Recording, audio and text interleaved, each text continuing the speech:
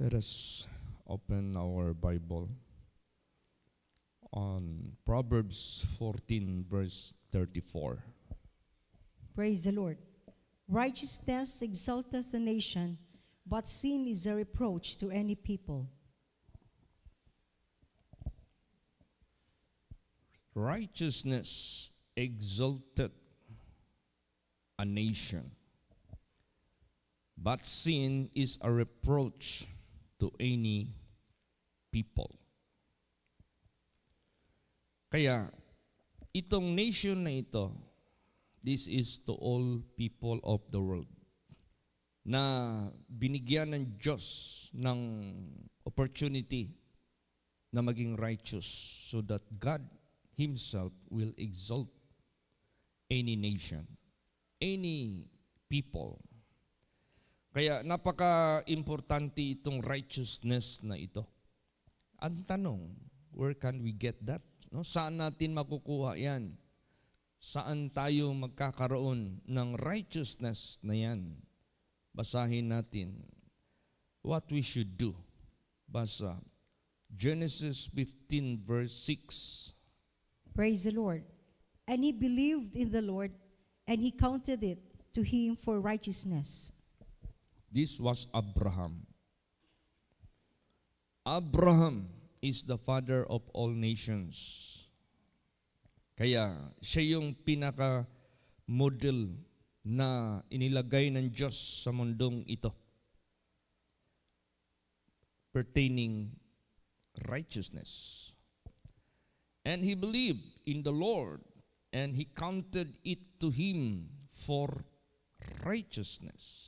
Now, ang tanong, anong klaseng faith, anong klaseng believing ang ipinakita at ang nakita ng Diyos kay Abraham?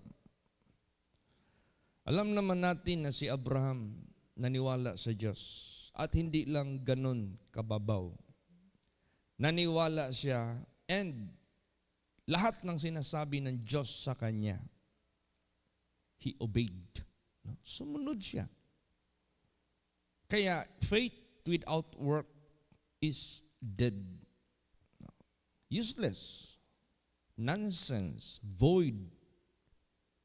No use. Kaya ito si Abraham, he is model to all nations. Siya yung pinakamodelo ng lahat ng bansa, lahat ng tao sa mundong ito na sadyang isinulat, sadyang inilagay ang kanyang buhay na dapat lang malaman ng lahat. Kaya, sumunod siya. Kahit against sa kanyang will, sumunod siya sa ating Panginoong Diyos. Nandyan yung tinatawag na, yung sinabi ba ni Lord Jesus Christ, if you want to follow me, deny yourself. Diba? So, nagawa niya yun, nasunod niya ang Diyos. Kahit labag sa kanyang kalooban, lalot na yung panahon na inoffer niya the only begotten and beloved Son, Isaac. So, ang righteousness nanggagaling lang sa nag-iisang Diyos. Maliban, ikaw ay connected sa Diyos na lumalang sa lahat, you can never have any opportunity to have the righteousness. Kung meron man tayong righteousness sa sarili natin, in the eyes of God, that is just like a filthy rag. Filthy rag. So, it is not standard. It is not acceptable. It is not, wala, hindi yan. Hindi yan ma-considered na perfect righteousness. Kaya nanggaling lang sa ating Panginoong Diyos. So, dahil galing sa Panginoong Diyos, unang-una you must believe Him and obey Him. How do you obey God? By keeping His commandments. Basahin natin. Deuteronomy 6:25. Praise the Lord. And it shall be our righteousness if we observe to do all these commandments before the Lord our God, as He has commanded us. See, napakaliwanag nito.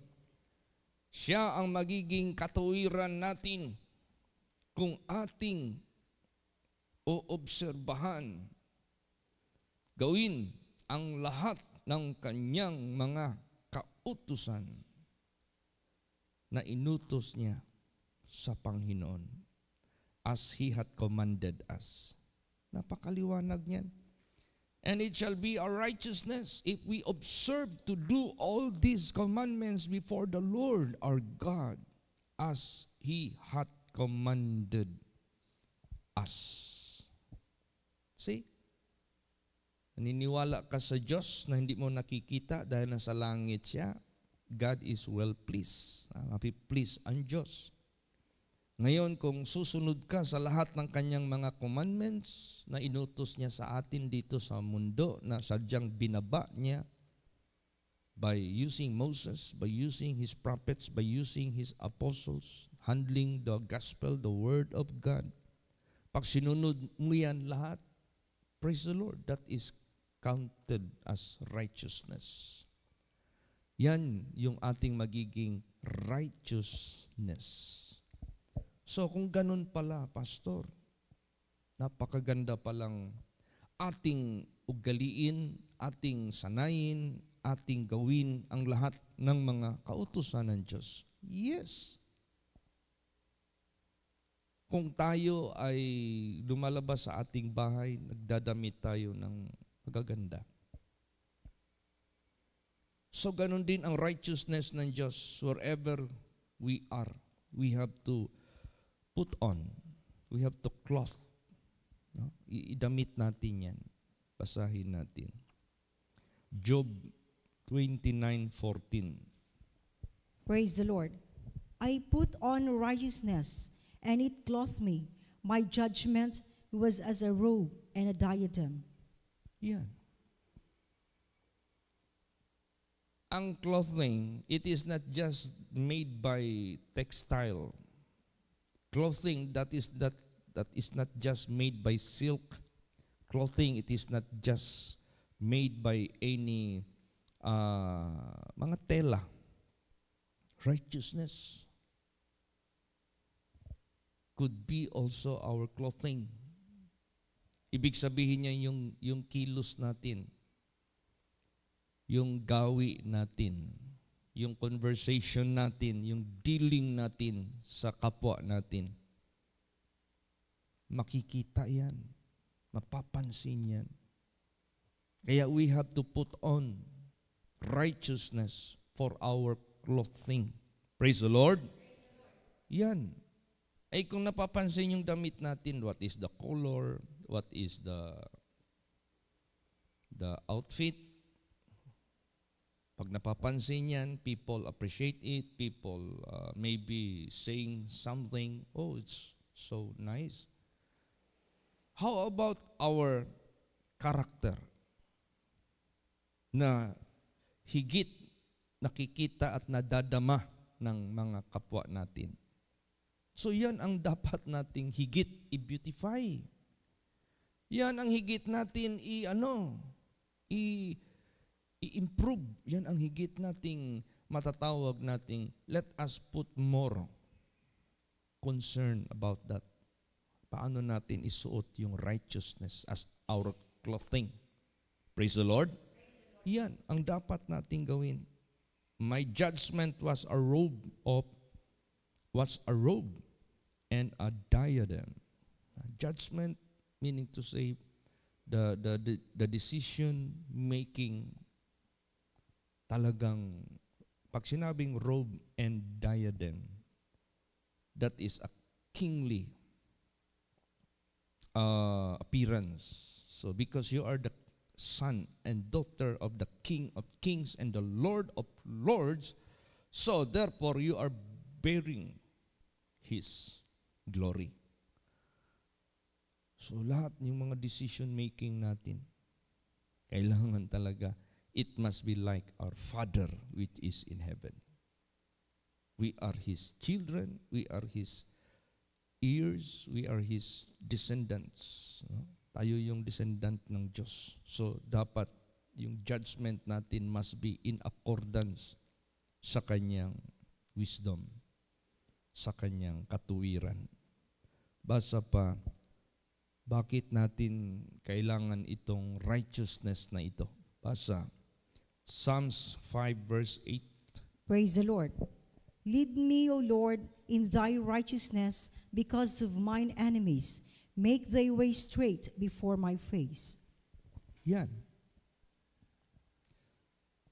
So, kailangan aware tayo sa ating kaaway. Ano bang mararamdaman ng tao pag may kaaway siya? Ha? Ano ang nararamdaman at nasa isip ng isang tao pag may kaaway siya? Lalo't na nadaman niya yung presence ng kaaway niya, nandyan lang. Di ba ang iniisip mo, baka patayin ako nito, baka anytime nakatalikod ako, baka saksakin ako nito, o baka anytime barilin ako. Ganon. So, alam naman natin yung presence ng kaaway natin nandito, yung hindi makikita, yung diablo.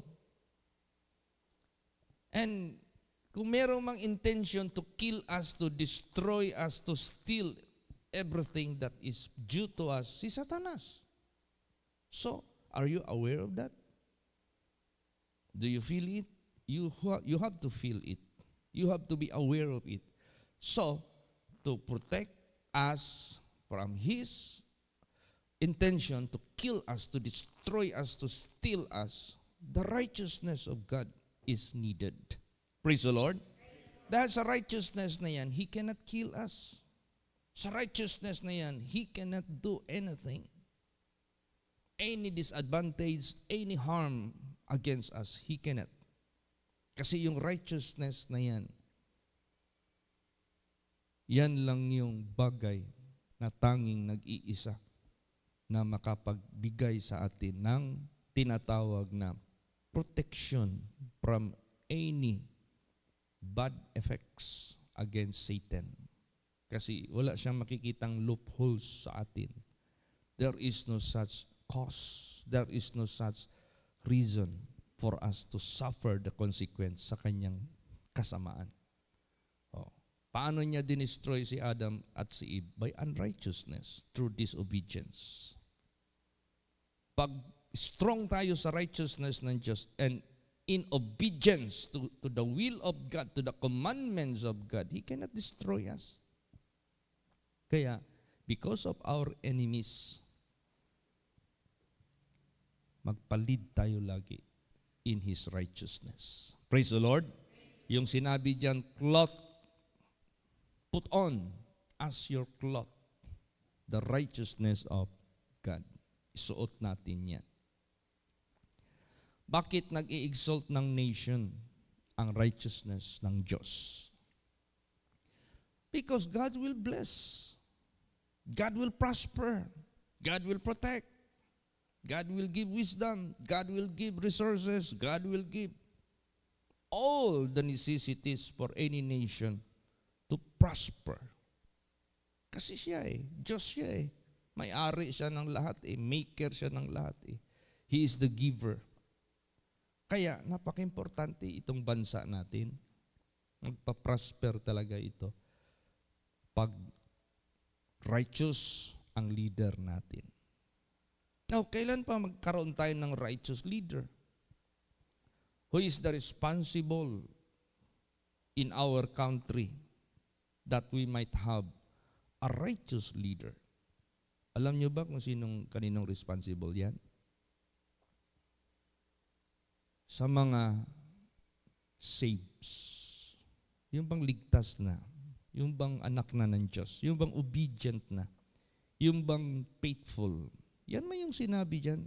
Tayo, suppose, una mag-pray for all kings. Tayo, una, suppose, mag-supplicate for all that are in authority. Tayo ang mag-lead to a quiet and peaceable life in all godliness. Nasa atin. Ayan, napaka-importante. Yung kung sakali mang mawala na tayo dito sa mundong ito, there must be righteous generation will uphold righteousness in this country. Praise the Lord. Ganun po. Kaya yan ang natin. Dapat nating i-treasure na napaka-importante yung righteousness na mayroon makita ang Diyos sa bayan, sa bansa. Kasi pwedeng i-ano ng Diyos yan eh. Ipakalat yan eh. Makarating yan doon sa hari. No, tingnan mo yung si Jonah, the servant of God. He was trying to avoid the road, yung rota niya. Okay. Pinalo siya ng Diyos. Siguro sabi ng Diyos, ikaw Jonah, hindi mo naintindihan yung mission mo, how valuable, how important, because you are giving deliverance to a nation, to a city. Go, proceed, obey my command. If this city of Nineveh will humble, I will spare them from that great destruction.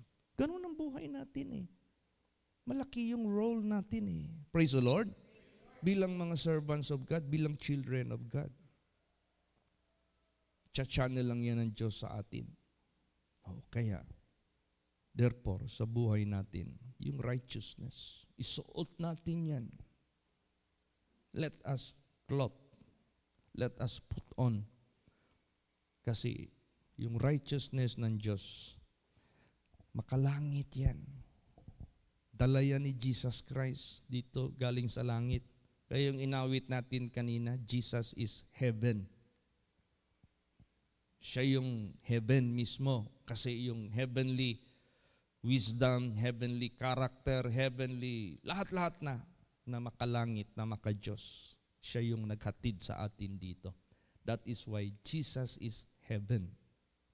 If you have Jesus, you are living in heaven. Praise the Lord.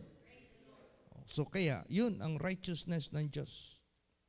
Tingnan mo anong gagawin ng bansa ng ninuman sa mundong ito. Pag righteousness nandyan sa bansa na yan. Basa. Deuteronomy 4:6 hanggang 8. Praise the Lord. Keep therefore and do them, for this is your wisdom and your understanding in the sight of the nations, which shall hear all these statutes and say, surely this great nation is a wise and understanding people. For what nation is there so great, who hath God so nigh unto them, as the Lord our God is in all things that we call upon him for? And what nation is there so great, that hath statutes and judgments so righteous as all this law, which I set before you this day? See? Pag naniwala ka sa Diyos, at meron ng direksyon ang Diyos na bibigay sa iyo, as what He did to Abraham, and you obey God, then He is your wisdom. He is your knowledge. He is your discretion. Lahat-lahat na. Then, makita yan ng mga nations na palibot sa iyo. Mamamangha sila. Unang-una, grabe yung wisdom nila. Grabe yung understanding nila. Grabe yung knowledge nila. It is so perfect. Then, ang sunod niyan, how this nation or people, God is so near to them. Napakalapit ang Diyos sa kanila. God is dealing with them. God is, nandiyan na lahat. That is amazing. Imagine that. Kaya napaka-importante itong righteousness ng Diyos for our nation. Praise the Lord. Kasi siya yung Diyos eh. If you accept His character, if you accept yung dinala ni Kristo dito sa mundong ito, sigurado yan. So anong mapapansin ng mundo if that nation is doing righteousness? Basahin natin. Deuteronomy 28, 1 to 14. Praise the Lord. And it shall come to pass, if thou shalt hearken diligently unto the voice of the Lord thy God, to observe and to do all his commandments, which I command thee this day, that the Lord thy God will set thee on high above all nations of the earth. And all these blessings shall come on thee and overtake thee, if thou shalt hearken unto the voice of the Lord thy God. Blessed shalt thou be in the city, and blessed shalt thou be in the field. Blessed shall be the fruit of thy body, and the fruit of thy ground, and the fruit of thy cattle, and the increase of thy kine, and the flocks of thy sheep. Blessed shall be thy basket and thy store. Blessed shall thou be when thou comest in, and blessed shalt thou be when thou goest out. The Lord shall cause thine enemies that rise up against thee to be smitten before thy face. They shall come out against thee one way, and flee before thee 7 ways. The Lord shall command the blessing upon thee in thy storehouses, and in all that thou settest thine hand unto. And he shall bless thee in the land which the Lord thy God giveth thee. The Lord shall establish thee an holy people unto himself, as he hath sworn unto thee, if thou shalt keep the commandments of the Lord thy God, and walk in his ways. And all people of the earth shall see that thou art called by the name of the Lord, and they shall be afraid of thee. And the Lord shall make thee plenteous in goods, in the fruit of thy body, and in the fruit of thy cattle, and in the fruit of thy ground, in the land which the Lord sware unto thy fathers to give thee. The Lord shall open unto thee his good treasure, the heaven, to give the rain unto thy land in his season, and to bless all the work of thine hand. And thou shalt lend unto many nations, and thou shalt not borrow. And the Lord shall make thee the head, and not the tail, and thou shalt be above only, and thou shalt not be beneath, if thou shalt hearken unto the commandments of the Lord thy God, which I command thee this day, to observe and to do them. And thou shalt not go aside from any of the words which I command thee this day, to the right hand or to the left, to go after other gods to serve them. Ayan. Oh, makikita ba natin yan sa Pilipinas ngayon? No. Puno ng utang ang Pilipinas. Hirap. Nandoon lang sa bulsa ng mga korap na mga officials ang kaban ng Pilipino. Hirap. Ultimo, magpagawa ng mga infrastructure na mga kailangan natin. Puro utang, walang sariling pira. Diba? O kung meron mang sariling pera, kinukurap din. Kaya nagtaka nga tayo nung panahon ni Digong. Hindi ko tinataas si Digong, ha. This is just my observation. May mga pera pala tayo, sarili. Tapos ayaw ni Digong na yung pera na yan mag-standby, implement. Kaya ang daming projects na panahon na yun. Kaya man pala. Kaya man pala ng Pilipinas magpalaki ng daan. Kaya man pala ng Pilipinas magawa ng mahabang tulay. Kaya man pala ng Pilipinas. Oh, di ba? Kaya, therefore, kinakailangan talaga ang mangulo sa ating bansa is righteous. Kaya mag-pray tayo. Praise the Lord. Mag-pray tayo. Pakabata lang tayo because our God is the God of the universe. Napakaliit lang yan na matter sa Diyos. Kunting change lang ng Diyos. Basta importante nandito sa atin yung righteousness ng Diyos. That we may lead. Tayo yung mag-lead. Praise the Lord. To preach the word of God, to bring them to God, para wala tayong leader na lasinggo, may bisyo, wala tayong leader na corrupt. Kailangan righteous. Yung talagang may takot sa Panginoong Diyos. Nag-acknowledge ng Diyos sa lahat ng kanyang ginagawa. Kaya, si Digong kahit ganyan lang yan, pero pakinggan mo yung speech niya, hindi nawawala yung Diyos. Diba? Napansin ninyo? May awa ang Diyos. Sa buhay ko, habaan pa niya yung buhay ko, may awa ang Diyos. Pagpalain tayo. So, may acknowledgement sa Creator. Importante yan. See?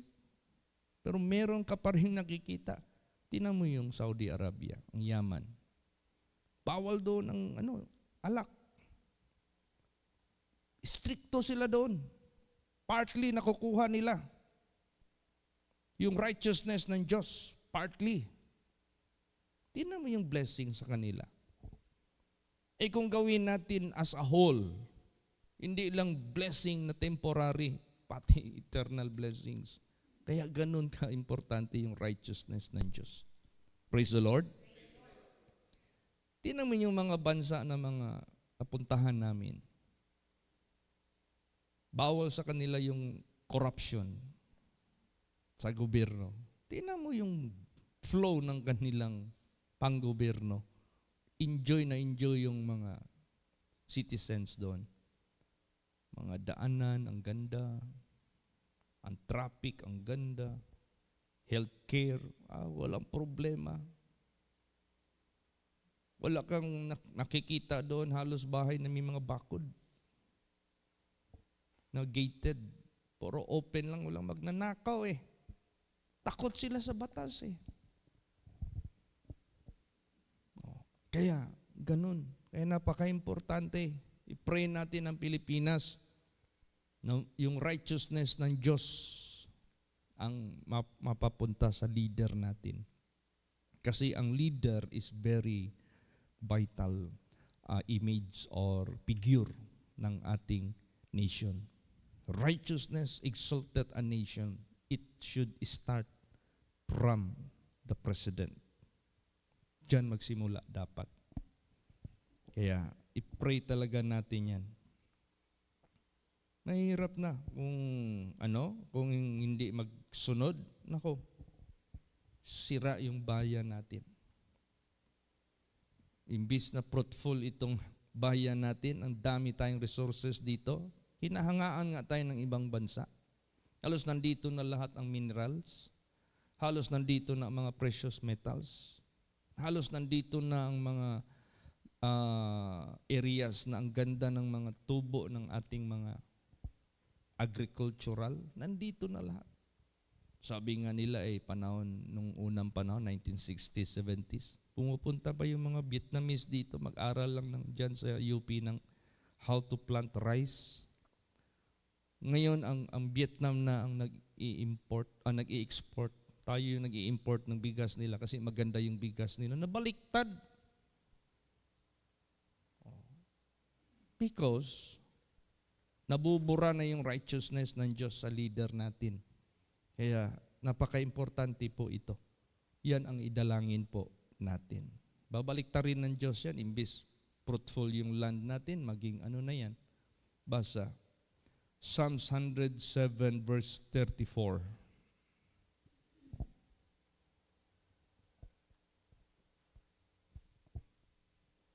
Praise the Lord. A fruitful land into barrenness, for the wickedness of them that dwell therein. Yan. Pag hindi nawala yung kasamaan sa ating bansa, mula leader hanggang papunta doon sa pinakamaliit. Pag hindi mawala yung wickedness na yan, nako, sabihin ko po sa inyo, from fruitfulness into barrenness. Tayo? Mahirapan tayo niyan. Kaya, let's pray for this. Let us be strong in the Lord. Let it start from us. Praise the Lord. Mag-start yan sa atin. Then tayo yung lalapit sa Diyos. Tayo yung mag-pray sa ating Panginoong Diyos. God knows what to do. God knows how to do yung ating pinipray sa Kanya. Tingnan mo yung Israel. Nakita niya yung wicked leader nila na si King Saul, which is disobedient. Naghanap ang Diyos ng leader.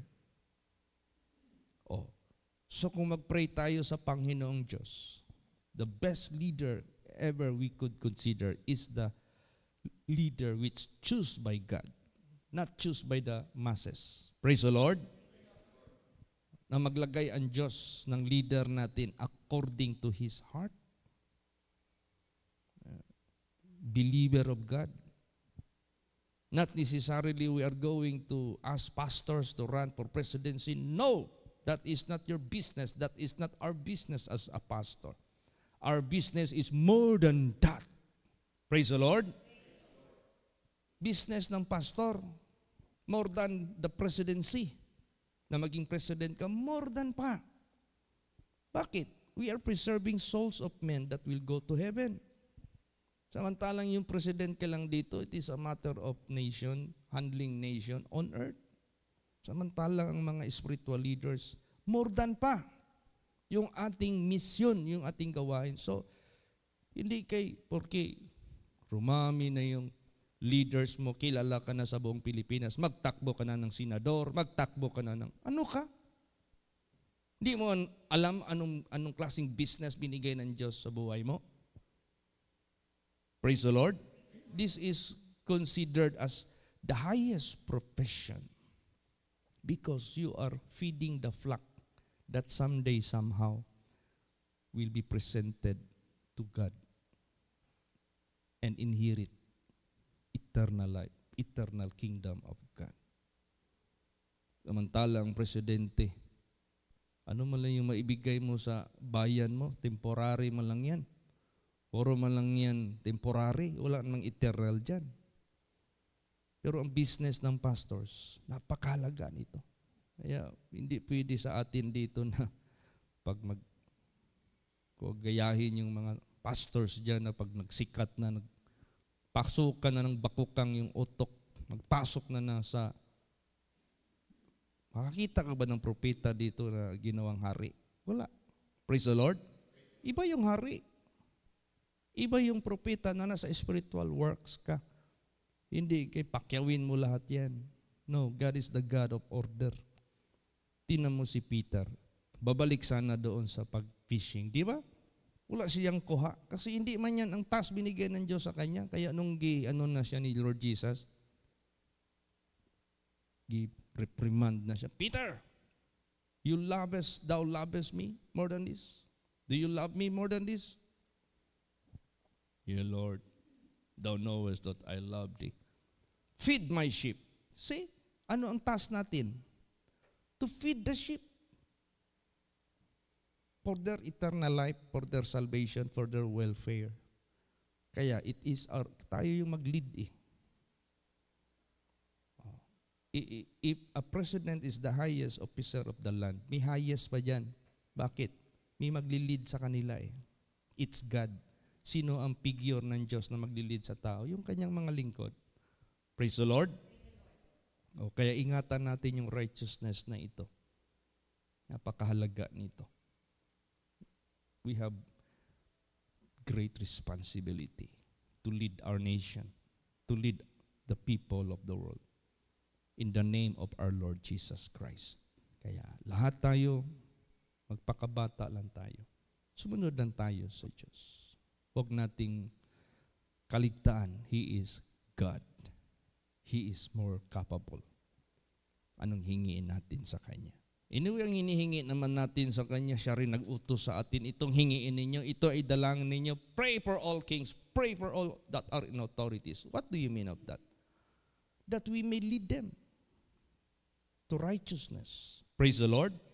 Para yung blessing ng Diyos, ibigay niya sa kanino pang bansa yan sa sanglibotang ito, including Philippines. Yan ang natin. I-pray talaga natin yan. But the greatest concern is no other than maligtas ang tao, hindi mapahamak. At habang temporary lang tayo dito sa mundo, at least yung blessings ng Diyos, ibibigay niya sa atin as privilege. Praise the Lord. Magsitayo po ang lahat.